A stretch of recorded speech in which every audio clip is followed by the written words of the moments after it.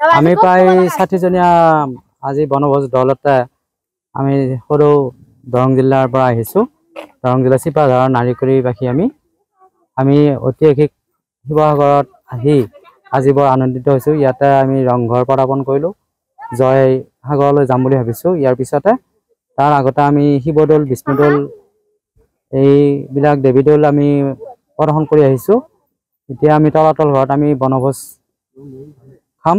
তাৰপিছত আমি মৈদাম চাম বুলি ভাবিছো। এনেকৈ আজি বৰ ভাল লাগিছে। ইতিমধ্যে চুকাফা দিৱসৰ আগদিনাখন আজি আমি অলপ ভালে লাগিছে আমাৰ। বিশেষকৈ ৰাতিপুৱাতে আমেৰিকাৰ টুৰিষ্ট আহিছিল আৰু ৰিচিভ কৰিলোঁ। ৰিচিভ কৰাৰ পাছত তলাতল ঘৰত তেওঁলোকক এই ব্যৱস্থাখিনি দেখালোঁ। বিশেষকৈ এটা ভাল খবৰ, যিহেতু ৱৰ্ল্ড হেৰিটেজ চাইট চৰাইদেৱে লাভ কৰিলে।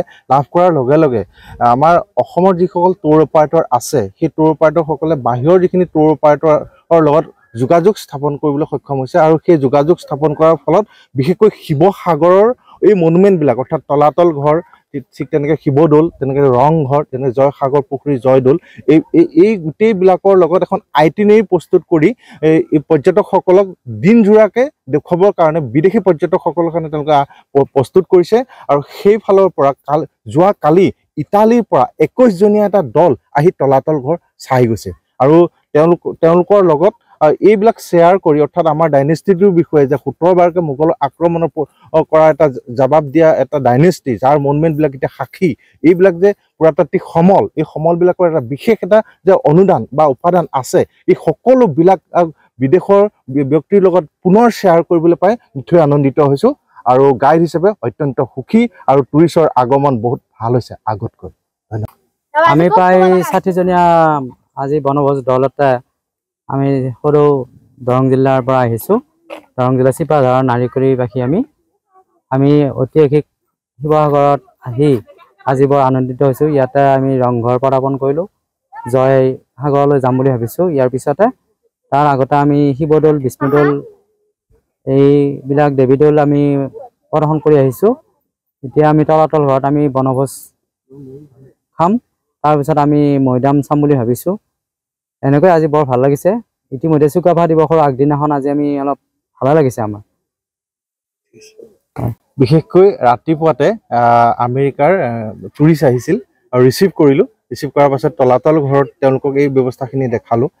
বিশেষকৈ এটা ভাল খবৰ, যিহেতু ৱৰ্ল্ড হেৰিটেজ চাইট চৰাইদেৱে লাভ কৰিলে।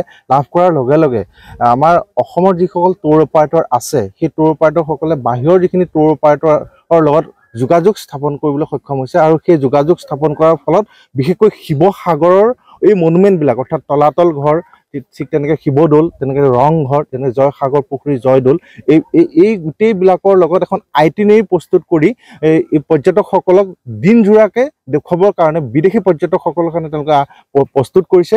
আৰু সেইফালৰ পৰা যোৱাকালি ইটালীৰ পৰা 21 জনীয়া এটা দল আহি তলাতল ঘৰ চাই গৈছে। আৰু তেওঁলোকৰ লগত এইবিলাক শ্বেয়াৰ কৰি, অৰ্থাৎ আমাৰ ডাইনেষ্টিটোৰ বিষয়ে যে 17 বাৰকৈ মোগলৰ আক্ৰমণৰ কৰা এটা জবাব দিয়া এটা ডাইনেষ্টি, যাৰ মনুমেণ্টবিলাক এতিয়া সাক্ষী, এইবিলাক যে পুৰাতাত্ত্বিক সমল, এই সমলবিলাকৰ এটা বিশেষ এটা যে অনুদান বা উপাদান আছে, এই সকলোবিলাক বিদেশৰ ব্যক্তিৰ লগত পুনৰ শ্বেয়াৰ কৰিবলৈ পাই নিশ্চয় আনন্দিত হৈছোঁ। আৰু গাইড হিচাপে অত্যন্ত সুখী, আৰু টুৰিষ্টৰ আগমন বহুত ভাল হৈছে আগতকৈ। ধন্যবাদ।